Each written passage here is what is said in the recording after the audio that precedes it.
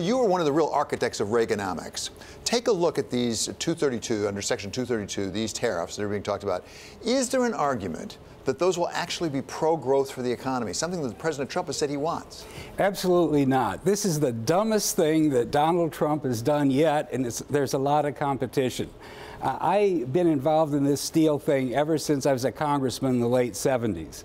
And let me tell you, the steel industry is the biggest bunch of crony capitalist crybabies in the entire Beltway lobby farm, and that's a lot of competition. They gang tackle every president, including my president, Reagan, who comes into office with a tale of woe, demanding protection, and now they found the biggest sucker of all, because Donald Trump's education about economics and trade apparently ended with 17th century mercantilism, okay? Now, the point is, this has nothing to do with national security. Let's get this out of the way.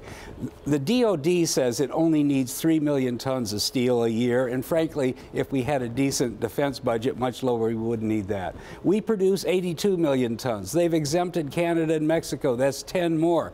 Brazil produces nearly 5 million, or exports 5 million tons to us. I don't think they're going to declare war or embargo their exports. What I'm saying is 100 million tons of steel is available to the U.S. economy. It's not it's such a fig leaf. It's a fraud.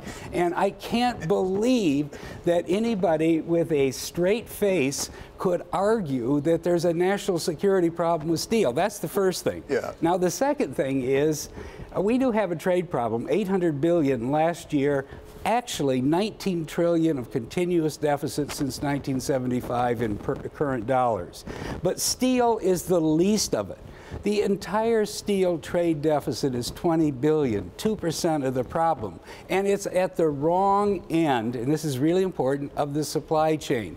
All of the increased cost from this, I would guess about 20 billion a year, is just going to ricochet downstream and hurt other industries. The world is just engorged in excess steel because of what China has done.